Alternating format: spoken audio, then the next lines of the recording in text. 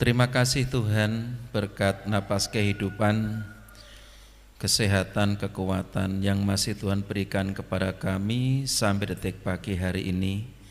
Sehingga kami, anak-anak-Mu, kami umat kepunyaan-Mu, kami boleh beribadah menyembah Tuhan. Kami yang ada di rumah Tuhan maupun anak-anak-Mu, jemaat-Mu yang ada di rumah masing-masing, saat ini mempermuliakan nama Tuhan. Setelah kami menaikkan pujian untuk mengagungkan nama Tuhan, sekarang tiba waktunya kami untuk menerima berkat firman-Mu. Kami sambut berkat firman ini di dalam nama Tuhan Yesus Kristus. Amin. Amin. Salam Bapak Saudara. Puji Tuhan, hanya oleh karena berkat dan kemurahan Tuhan saja kita masih bisa bernapas dan kita sehat dan diberi kekuatan sampai detik pagi hari ini. Kita bersyukur ini semua terjadi karena kemurahan Tuhan kita Yesus Kristus.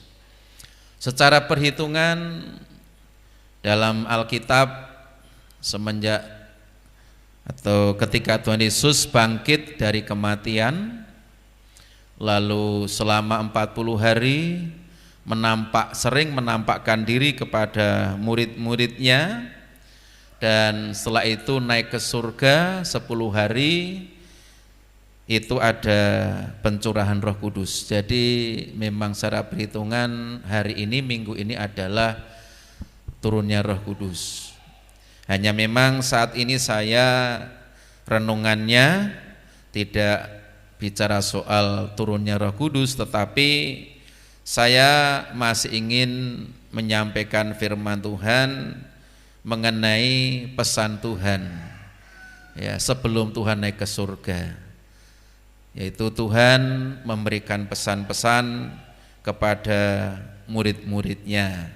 Kalau orang Jawa bilang weling, memberi weling, ninggal pesan. Nah, berarti orang kalau mau pergi ninggal pesan itu sesuatu yang sangat penting, yang harus diingat, diperhatikan dan juga dilakukan.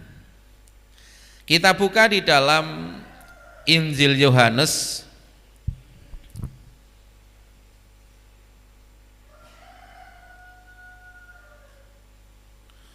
Injil Yohanes pasalnya 21.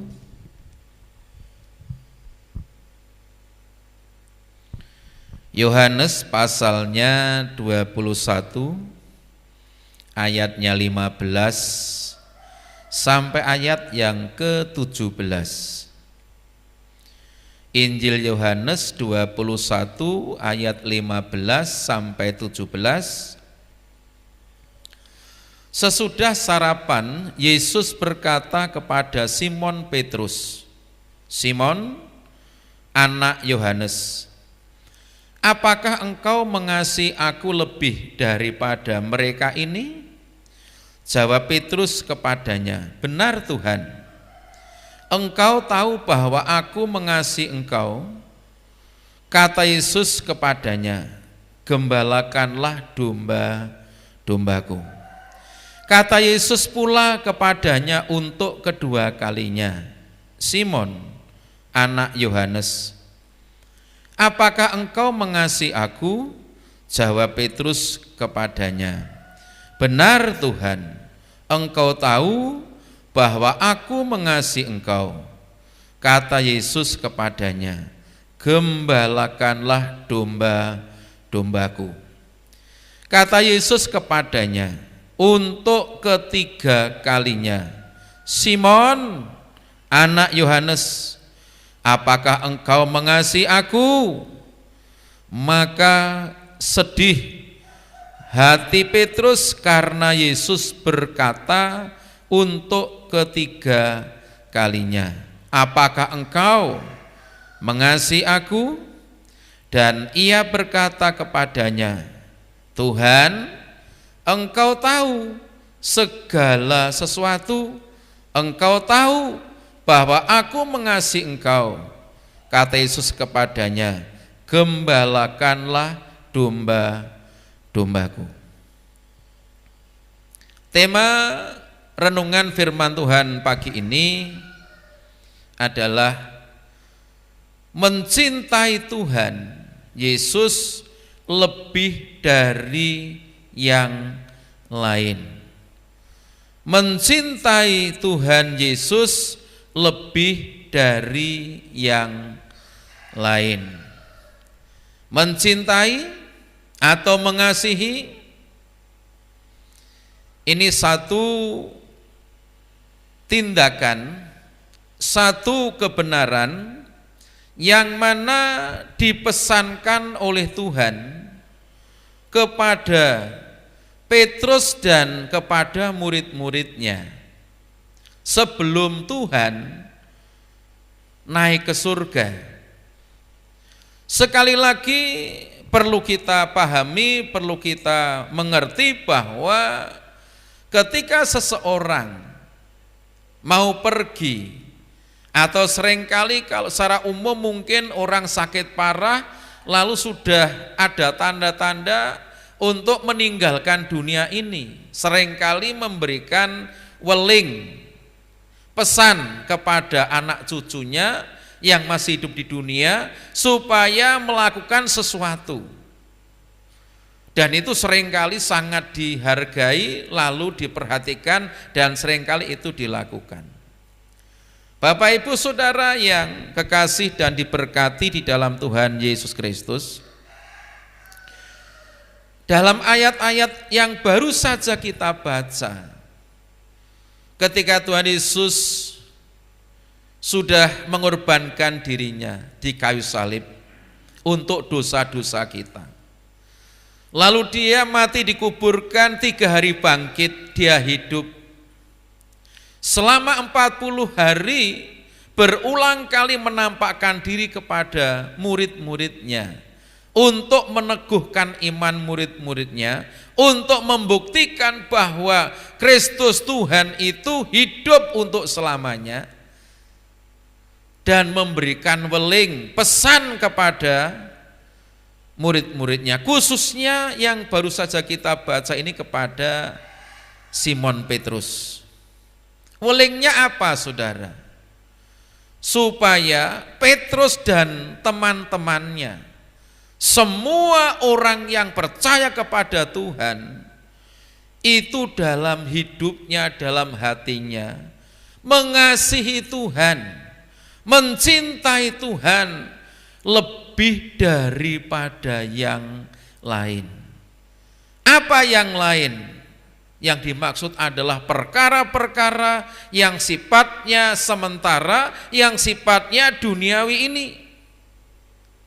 Kenapa, saudara? Karena sifatnya dikatakan sementara, berarti hanya sementara, tidak kekal. Tentang kekayaan, tentang harta, tentang jabatan, apapun yang kita miliki, sifatnya sementara.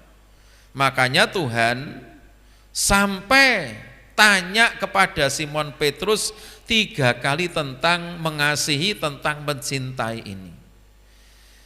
Simon Petrus, apakah engkau mengasihi aku? Apakah engkau mencintai aku lebih daripada yang lain yang ada di dunia ini? Ketika pertanyaan pertama, Petrus menjawab dengan jawaban yang biasa. Pertanyaan yang kedua masih biasa jawabannya. Tapi yang ketiga, Tuhan Yesus bertanya, apakah engkau mengasihi aku lebih daripada yang lain?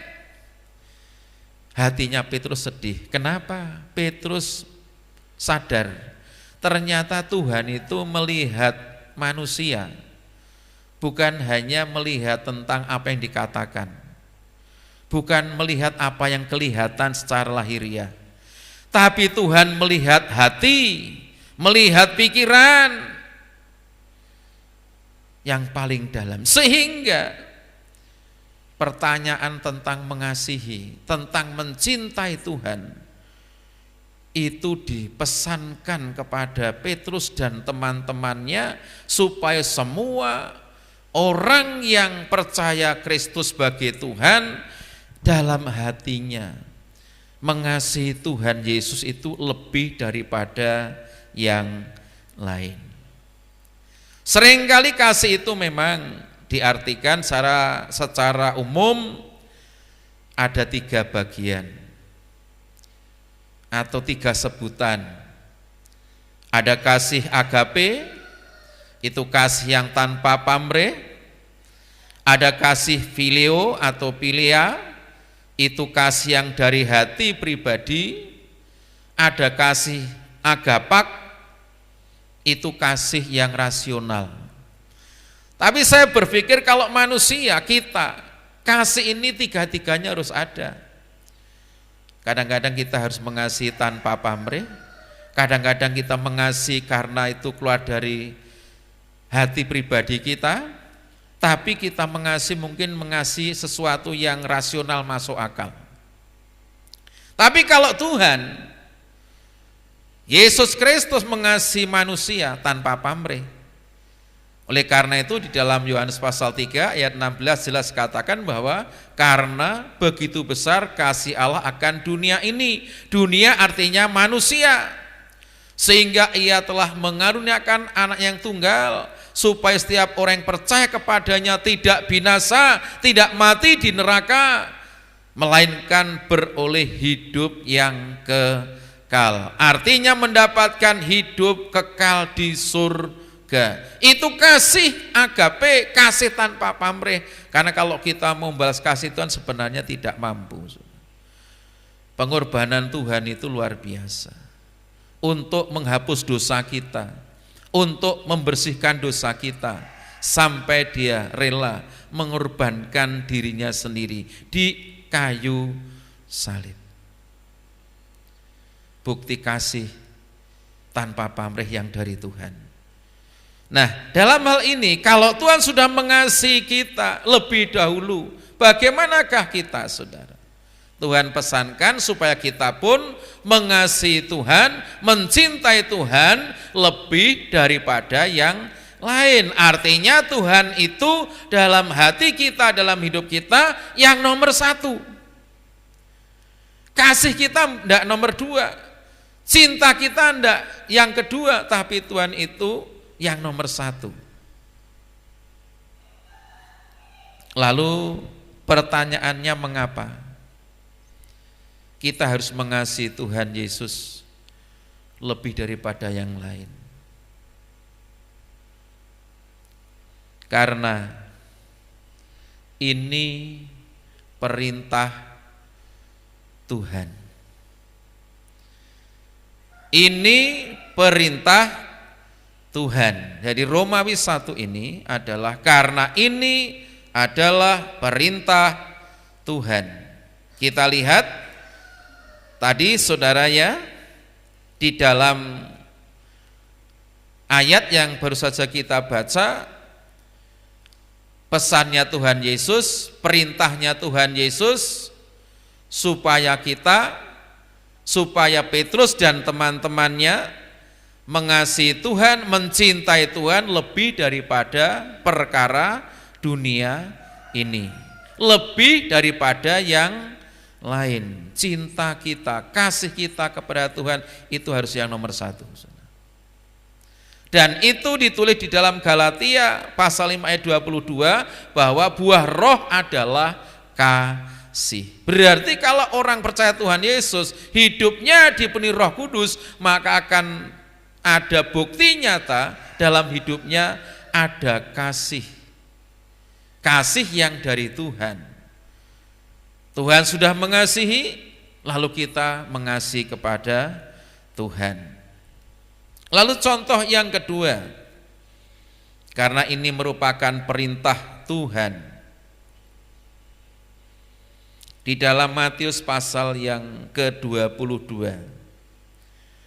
Matius pasal yang ke-22, ayatnya yang ke-37. Ayat ini mengatakan, Matius 22 ayat 37, Jawab Yesus kepadanya, kasihilah Tuhan Allahmu dengan segenap hatimu dan dengan segenap jiwamu dan dengan segenap akal budimu. Jadi karena ini perintah Tuhan, maka kita harus mengasihi Tuhan yang paling utama, yang nomor satu di atas segalanya. Ketika orang-orang Farisi, ahli-ahli Taurat bertanya tentang hukum yang benar itu seperti apa, perintah Tuhan yang benar seperti apa, sesuai hukum Taurat, Tuhan katakan, yang pertama, manusia atau kita harus mengasihi Tuhan dengan apa? Segenap hati. Yang kedua, segenap jiwa. Yang ketiga, dengan akal budi. Jadi tidak setengah-setengah, saudara. Jadi kalau seorang mengasihi Tuhan, mengatakan aku percaya Tuhan, aku mengasihi Tuhan, maka orang itu tidak bisa hanya ada di mulutnya saja. Hatimu itu tenanan enggak, sungguh-sungguh enggak. Jiwamu itu mengasihi Tuhan apa enggak? Mencintai Tuhan enggak? Akal budimu mengasihi Tuhan, mencintai Tuhan apa enggak? Makanya tidak heran kalau tadi sampai Tuhan itu bertanya kepada Petrus tentang kasih, tentang mencintai itu sampai 3 kali. Karena apa? Tuhan Yesus tahu, melihat hati Petrus, hati manusia. Mulutnya ngomong mengasihi, tapi hatinya ternyata tidak. Mengapa demikian, saudara? Kita tahu pada waktu itu ketika Tuhan sudah meninggalkan murid-muridnya naik ke surga, Petrus, apa yang dilakukan oleh Petrus? Ketika Tuhan maksudnya mati lalu dia bangkit, apa yang dilakukan? Petrus ngomong dengan teman-temannya, aku mau pergi ke pantai atau katakan ke lautan lagi untuk apa? Menjala ikan. Teman-temannya, aku juga ikut. Jadi ayat sebelumnya menceritakan seperti itu. Semalaman dikatakan tidak dapat apa-apa. Padahal mereka ahli-ahli penjala ikan, jaring ikan, cari ikan, tapi semalaman tidak dapat, saudara. Padahal Tuhan sudah pesan supaya Petrus dan teman-temannya bukan menjala ikan lagi, tapi menjala jiwa, menyelamatkan jiwa. Tapi pada waktu itu kelihatannya Petrus bimbang dengan keadaan seperti itu. Tidak fokus, masih Kristen, masih mengatakan percaya Tuhan, tapi hatinya sudah hambar, kasihnya sudah hambar. Makanya Tuhan sampai tanya 3 kali untuk memulihkan kasihnya Petrus, untuk memberikan peneguhan akan panggilannya Petrus menjadi penjala manusia, menjadi penjala jiwa-jiwa, supaya jiwa-jiwa itu diselamatkan. Itu penting sekali. Orang Kristen tidak sekedar aku percaya Engkau Tuhan, aku mengasihi Engkau Tuhan, aku mencintai Engkau Tuhan, tapi ternyata hidupnya tidak setia dengan Tuhan. Harus dibuktikan dengan perbuatan, bukti nyata. Saya tidak tahu, baik saudara, dengan adanya COVID-19 ini, atau virus corona yang melanda dunia termasuk negeri kita ini, lalu tempat-tempat ibadah harus dikosongkan, tidak boleh kumpul, tidak boleh ibadah di rumah ibadah. Saya tidak tahu bagaimana tanggapan sikap jemaat atau orang Kristen. Mungkin bagi yang mengasihi Tuhan lebih dari yang lain, rasanya kalau tidak ibadah kehilangan berkat yang besar, ya saudara. Hati ini rindu, kangen, rasanya gelisah kalau tidak ibadah. Tentu harus seperti itu. Kenapa? Ada satu kerinduan. Orang itu kalau mencintai kan rindu bertemu, terus pengen dekat. itu bukti. Tapi kalau orang tidak mencintai, tidak sungguh-sungguh, tidak mengasihi, gimana? Beneran rasah neng gereja ora ibadah malah penak, tinggi mancing, tinggi tulan, tinggi kongko-kongkong, tinggi nonton TV. Mungkin itu bisa terjadi. Kenapa? Karena cintanya, kasihnya tidak menomorsatukan Tuhan. Jadi ngomong beneran, kok ndak kehilangan waktu, kehilangan date, nggih persembahan dan macam-macam. Ini perlu saya sampaikan supaya kita semua memahami. Sebenarnya harusnya kita tetap ada satu kerinduan. Kita harus terus ingin dekat dengan Tuhan lewat apa? Kehidupan sehari-hari, termasuk kita berdoa, baca firman dan beribadah bersama-sama kepada Tuhan. Hanya oleh karena ini masih situasi tidak kumpul di gereja, tidak kumpul di rumah ibadah, tapi di rumah masing-masing tetap ada ibadah kepada Tuhan.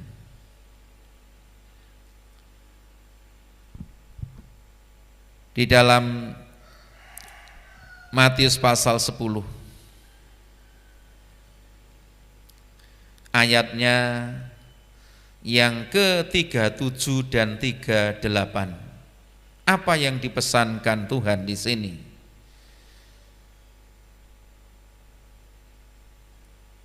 Apa yang diperintahkan Tuhan di sini? Matius 10 ayat 37 dan 38. Barang siapa mengasihi bapa atau ibunya lebih daripadaku, ia tidak layak bagiku. Dan barang siapa mengasihi anaknya laki-laki atau perempuan lebih daripadaku, ia tidak layak bagiku. Barang siapa tidak memikul salibnya dan mengikut aku, ia tidak layak bagiku. Betapa banyak orang Kristen karena mengasihi keluarganya, entah orang tuanya, anaknya, sesuai dengan firman Tuhan ini, melebihi Tuhan. Dikatakan banyak yang meninggalkan Tuhan, imannya ndak kuat, imannya ndak kokoh, hidupnya ndak benar di hadapan Tuhan. Makanya Tuhan katakan, kalau kalian mengatakan kalian muridku, kalian umat kepunyaanku, kalian orang yang ikut aku, percaya kepadaku, tapi kasihmu kepada orang tua, kepada anak mengalahkan kasihmu kepadaku, Tuhan katakan tidaklah. Ya, berarti tetap saudara, Tuhan Yesus itu adalah yang nomor satu. Kasih kita mengasihi Tuhan harus yang nomor satu. Kalau orang mengasihi Tuhan, Tuhan adalah segala-galanya yang nomor satu, maka orang itu pasti akan mengasihi orang tuanya dan keluarganya. Itu sudah pasti saudara. Karena itu merupakan bukti nyata kasih kepada Tuhan, cintanya kepada Tuhan itu nomor satu. Sekarang Romawi yang kedua, Romawi 2 saudara. Apakah rugi? Pertanyaannya, apakah rugi kalau kita ini cintanya, kasihnya kepada Tuhan itu dinomorduakan? Apakah rugi? Singkatnya, kalau menomorduakan Tuhan.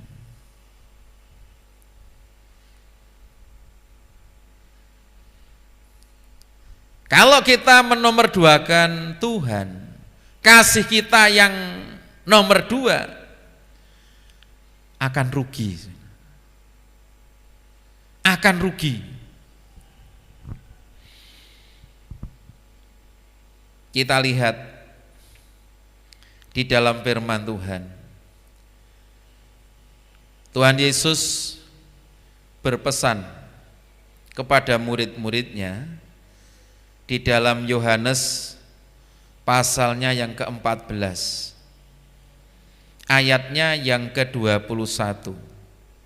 Ayat ini mengatakan demikian. Yohanes 14 ayat 21, barang siapa memegang perintahku dan melakukannya, dialah yang mengasihi aku.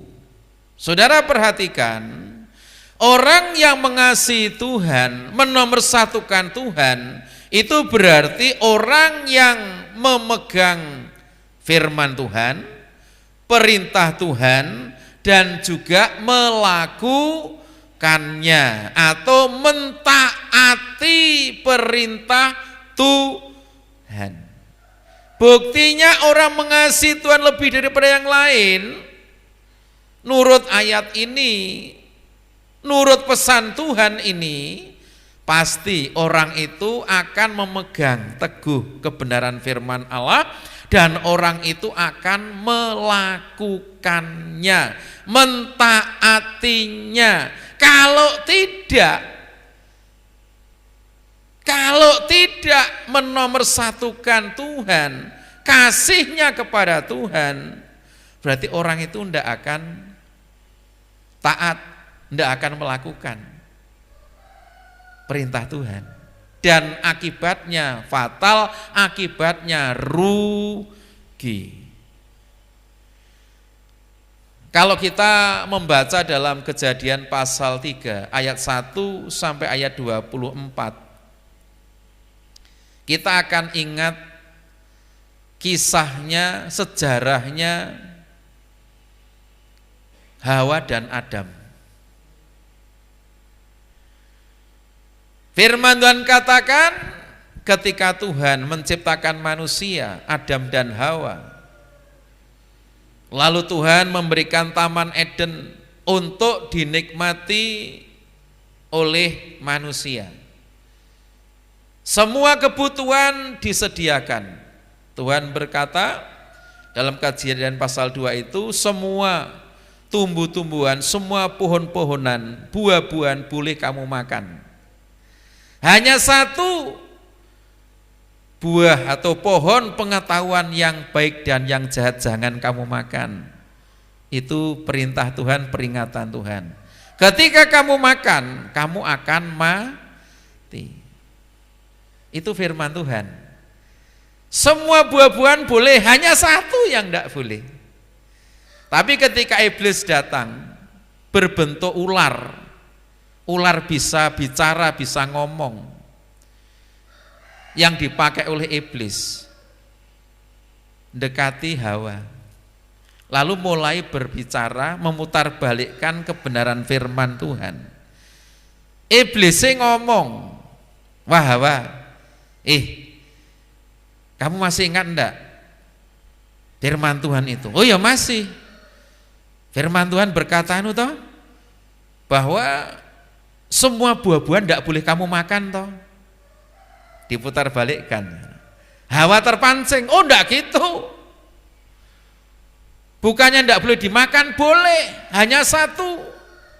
Yang enggak boleh itu hanya satu, pohon pengetahuan yang baik dan yang jahat. Enggak boleh buahnya dimakan. Iblis nyambung lagi, kamu ngerti enggak kenapa kok dilarang?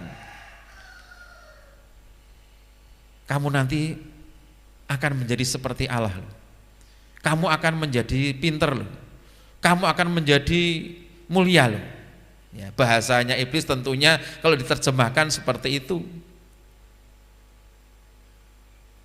Disitulah jebakan iblis terjadi kepada Hawa.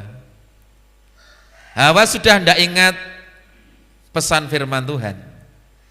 Harus ditaati, dilakukan, tapi yang diingat hanya omongannya iblis. Untuk apa aku taat? Untuk apa aku berpegang firman Tuhan? Ternyata omongannya iblis lebih menyenangkan, lebih menggiurkan. Buah itu enak dimakan, sedap kelihatannya, dan membuat aku menjadi seperti Allah. Hawa tertarik dengan omongannya iblis. akhirnya pelanggaran firman terjadi. Setelah melanggar, tidak taat, berarti itu tanda kasihnya sudah pudar kepada Tuhan. Apa yang terjadi saudara? Penderitaan. Betul enggak? Penderitaan. Ular dikutuk untuk berjalan dengan perut. Terjadi sampai hari ini. Ada ular kalau berjalan berdiri seperti manusia? Nurut firman Tuhan itu karena dikutuk oleh Tuhan. Tanah akhirnya apa? Dikutuk oleh Tuhan sendiri. Sehingga manusia untuk hidup di bumi ini harus kerja keras. Dikatakan laki-laki tanggung jawab kerja untuk cari nafkah rezeki, harus berpeluh, mengeluarkan keringat. Ketika kamu mencangkul menanam, itu pun yang dihasilkan adalah rumput atau semak duri, dan itu terjadi sampai sekarang ini. Wanita Hawa pada waktu itu, karena engkau sudah makan buah itu yang aku larang, berarti kasihmu sudah tidak nomor satu untuk aku, tidak mau taat dengan firmanku. Kamu akan sakit ketika kamu melahirkan, tetapi kamu akan terus berahi kepada suamimu. Ibu-ibu, wanita-wanita yang sudah berkeluarga tahu, sudah merasakan. Ada orang melahirkan tertawa-tertawa, mesti teriak ya, jerit, menangis, kesakitan.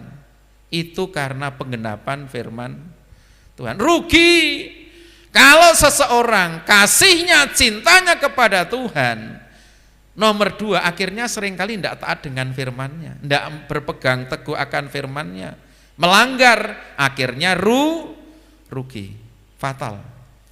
Penderitaan terjadi sampai hari ini, saudara.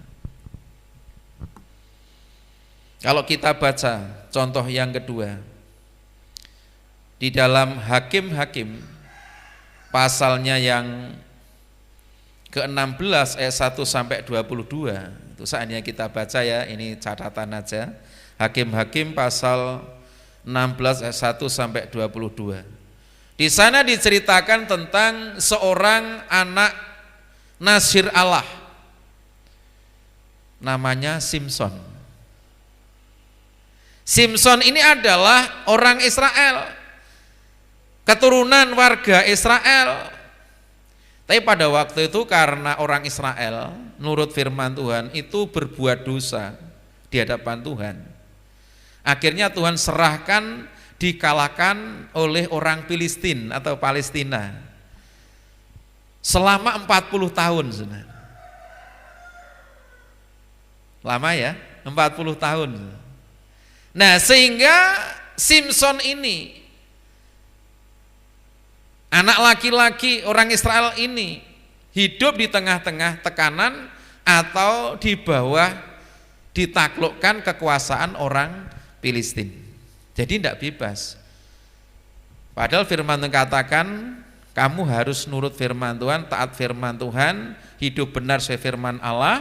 Kamu kalau ingin mencari jodoh, ingin berkeluarga, harus dari keturunan Israel, umat pilihan Allah. Tapi bagaimana ketika Simson melihat wanita Filistin namanya Delila? Wah, karena Delila itu cantik. Walaupun menurut Alkitab dikatakan hidupnya itu hidup bebas.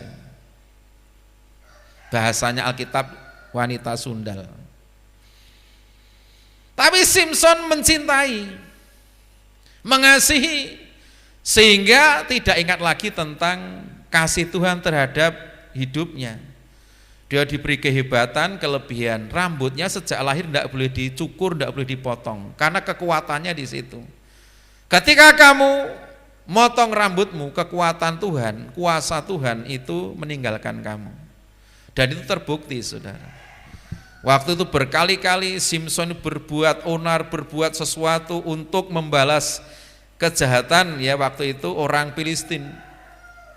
Setiap ditangkap, dirantai, diborgol, begitu gampang untuk melepaskan, memutus rantai itu dan sebagainya. Tapi ketika sudah mencintai, wanita bukan umat pilihan Allah, sudah tidak nurut firman Tuhan karena cintanya, berarti ini cinta piliu atau pilia, cinta agapak, cinta yang dari hati sendiri, cinta yang masuk akal karena cantik walaupun tidak sefirman Allah, nekat. Delilah merengek-rengek dikatakan. Katanya mencintai aku, tapi kok hatimu sama omonganmu kok enggak sama.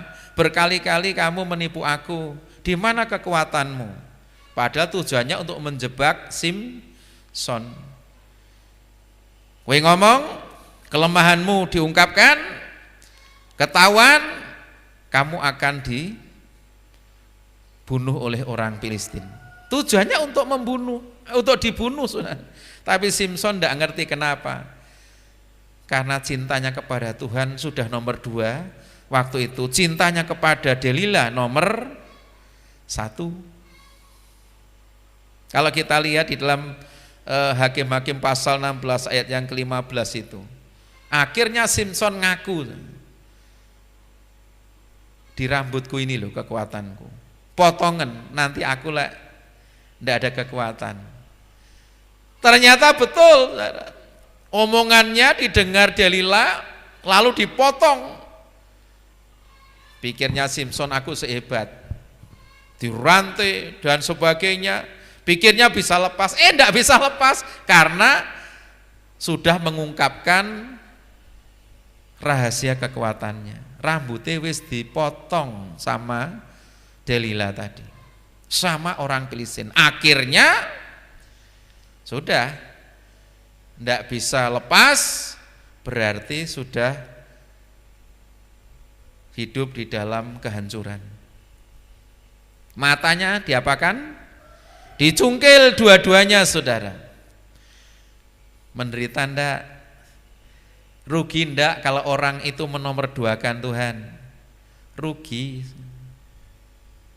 Dulunya hebat ketika Tuhan tetap nomor 1, mengasihi Tuhan lebih dari yang lain, taat tunduk firman Allah, hebat, diberkati Tuhan, diurapi Tuhan, disertai Tuhan. Tapi ketika kasihnya itu luntur, Tuhan yang nomor 2, Delila atau perkara dunia yang nomor 1, hancur, saudara. Penderitaan. Matanya dicungkil, dia dibuat tontonan, ya, dia dihina, dan akhirnya Tuhan masih berbelas kasihan.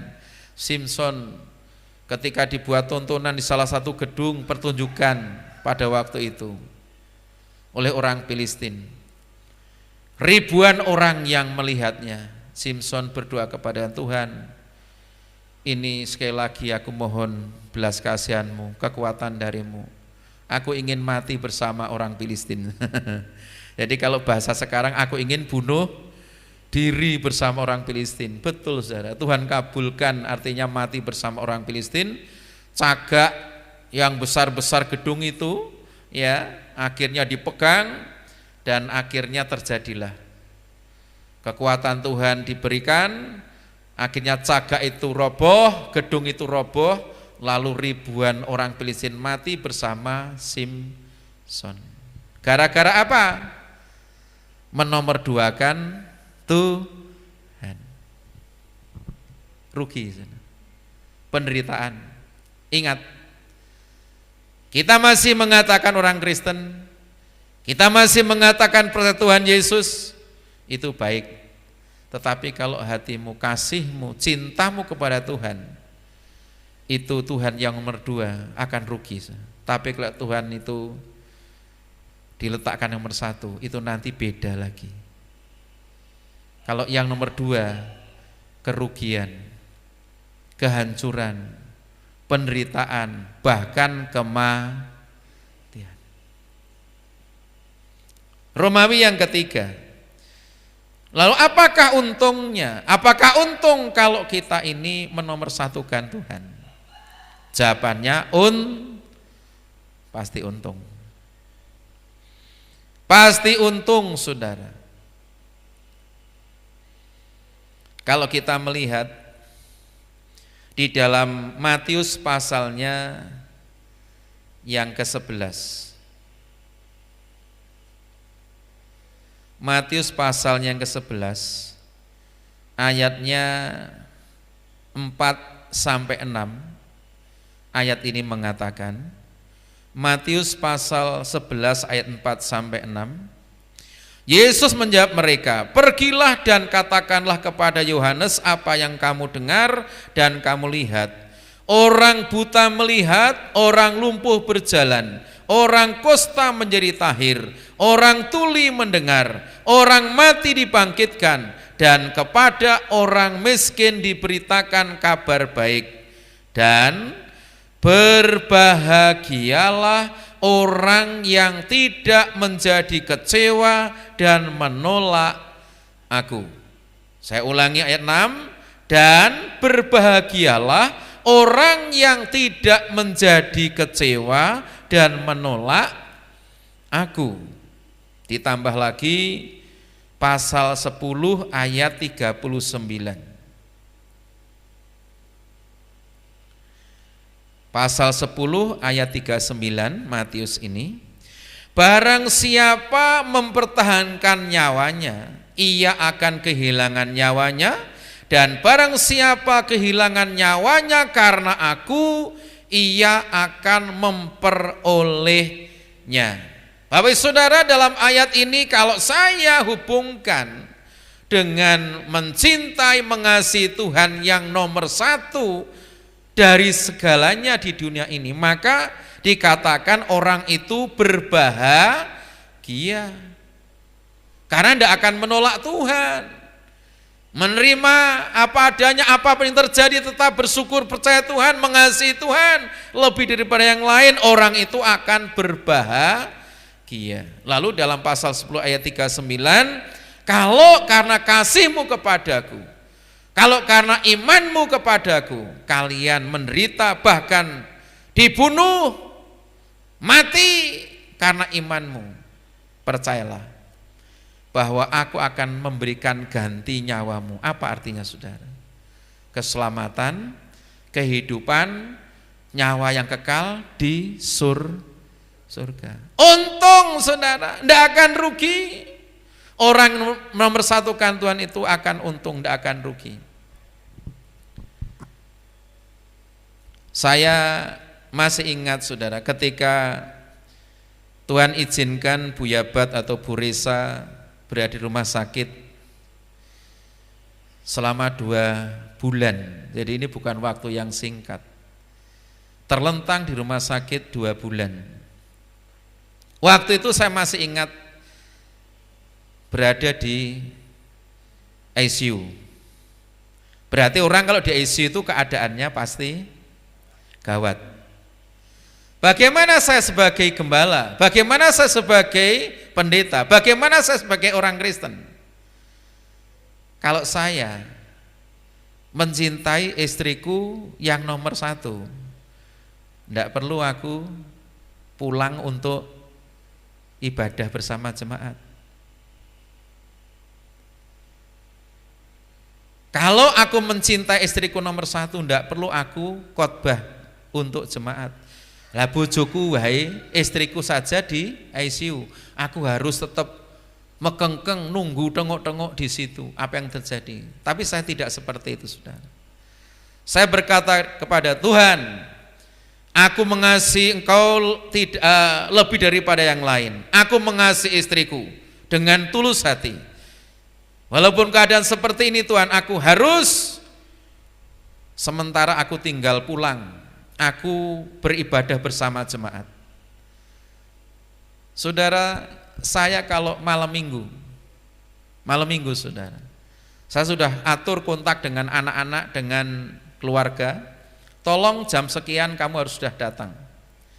Saya seringkali jam 12 malam pulang dari rumah sakit, jam 12 malam pulang. Nanti sampai rumah setengah 1, jam 1 baru bisa tidur. Jam 3 pagi itu sudah bangun mempersiapkan untuk ibadah di gereja ini. Dan itu saya lakukan setiap malam minggu. Di jalan saya berdoa sambil menangis, Tuhan, karena aku mencinta Engkau lebih dari yang lain, dan sekarang istriku ada di ICU, Tuhan yang bertanggung jawab. Aku percaya Tuhan pasti akan menjamah, menyembuhkan. Dalam hatiku, apakah kalau aku tengok-tengok neng kono iso marekke? Ndak bisa. Aku nunggu seolah-olah aku mencintai istriku lebih dari yang lain, bisa memulihkan? Ndak bisa. Makanya saya pulang, Tuhan, aku pulang untuk melayani, untuk beribadah bersama jemaat. Saya ingin mengutamakan Kau, Tuhan, dalam hidupku. Saudara-saudara, mujizat terjadi. Bukan saya yang menyembuhkan, bukan semata-mata obat dokter yang menyembuhkan, tapi Tuhan yang memakai dokter dan obat itu. Mujizat terjadi. Parah waktu itu, saudara, tapi saya tinggal. Aku harus melayani. Maaf ya, saya punya prinsip seperti itu. Kalau ada yang lain, hamba Tuhan yang lain, monggo itu haknya. Tapi saya enggak. Yang bisa menyembuhkan itu Tuhan. Makanya saya tinggal. Saya serahkan, Tuhan, Engkau yang mengoperasi, Engkau yang menjamah, Engkau yang menyembuhkan. Kau memakai dokter itu, obat itu diurapi, Tuhan, dan terjadi mujizat. Saya jagong manten di tempat kakak saya di Sumatera. Acaranya hari Jumat siang. Padahal kalau perjalanan dari Sumatera ke Solo sini atau ke Nggawa, itu butuh waktu sehari semalam, bahkan 2 hari semalam. Saya datang lebih awal, saya ngomong dengan kakak saya di sana, Mas, aku minggu kudu wis tekan ngomah. Nek acara sampean Jumat siang, maaf ya, aku ndak bisa nunggu sampai selesai. Aku jam sekian harus tak hitung perjalananku, harus segera pulang. Dan betul, saudara, waktu itu hari Jumat sudah jam 1, acara belum selesai. Kakak saya dan manten masih ada ya di depan untuk acara selanjutnya. Saya pamit, saya pulang, Mas. Belum selesai. Kenapa? Saya hitung, saya perjalanan dari Bandar Lampung ke Bakauni penyeberangan itu setengah hari. Sampai sana sudah malam jam 7, hampir ketinggalan kapal ferinya. Sudah habis orang salari, tinggal saya yang terakhir, saudara. Masih bisa nutut, jarak berapa menit jalan sampai Merak, ya kurang lebih 1 jam, ya. Sampai sana ganti bis, naik bis sampai di terminal Pulau Gadung. Pulau Gadung pulang ke sini. Ternyata sudah harinya itu Sabtu siang atau sore, saudara. Jadi minggu saya harus sudah ada di gereja atau di rumah ibadah pelayanan bersama jemaat. Kalau saya tidak nomor 1 kan Tuhan, tidak mencintai Tuhan lebih dari yang lain, saudara, ngapain saya harus seperti itu? Tapi Tuhan tahu hati kita. Makanya Tuhan tanya kepada Petrus, apa engkau mengasihi aku lebih dari yang lain? Kalau betul mengasihi, gembalakanlah domba-dombaku. Artinya apa? Utamakan aku, utamakan pekerjaanku, layani, nyembah aku, dan sebagainya, saudara. Apa rugi? Untung. Saya dipelihara Tuhan sampai hari ini. Buyabat yang saya tinggal ketika di ICU, Tuhan yang menyembuhkan. Untung, saudara. Ayat penutup ya di dalam 1 Yohanes pasalnya yang kedua, saudara.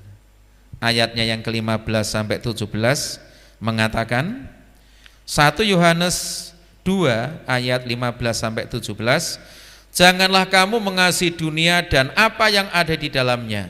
Jikalau orang mengasihi dunia, maka kasih akan Bapa tidak ada di dalam orang itu. Sebab semua yang ada di dalam dunia, yaitu keinginan daging dan keinginan mata serta keangkuhan hidup, bukanlah berasal dari Bapa, melainkan dari dunia. Dan dunia ini sedang lenyap dengan keinginannya, tetapi orang yang melakukan atau mengasihi Tuhan, melakukan kehendak Allah, tetap hidup selama-lamanya. Amin. Orang yang mengasihi Tuhan lebih daripada yang lain, menomorsatukan Tuhan, akan hidup selama-lamanya. Tuhan Yesus memberkati Bapak Ibu Saudara semuanya. Amin. Kita berdoa. Terima kasih Tuhan, berkat firman pada pagi hari ini, kami bersyukur Tuhan sudah mengasihi kami lebih dahulu. Engkau telah mengorbankan dirimu, nyawamu di kayu salib untuk menanggung dosa kami, untuk menyelamatkan kami. Kalau kami mengasihi Engkau lebih daripada yang lain, menomorsatukan Engkau di dalam hati pikiran hidup kami ini, maka kami akan beruntung. Beruntung di bumi, beruntung sampai di surga. Orang melakukan kasih-Mu, punya kasih yang dari Tuhan, mengasihi Tuhan lebih daripada yang lain, melakukan kehendak Tuhan, akan hidup bersama Tuhan di surga selama-lamanya. Engkau memberkati semua anak-anak-Mu yang hadir pagi ini maupun yang ada di rumah masing-masing. Terima kasih Bapa, segala hormat, pujian, kemuliaan hanya bagi-Mu di tempat yang maha tinggi, di dalam nama Tuhan kami, Yesus Kristus Allah kami yang hidup. Kami akhiri ibadah raya pagi ini. Haleluya. Amin. Tuhan Yesus memberkati.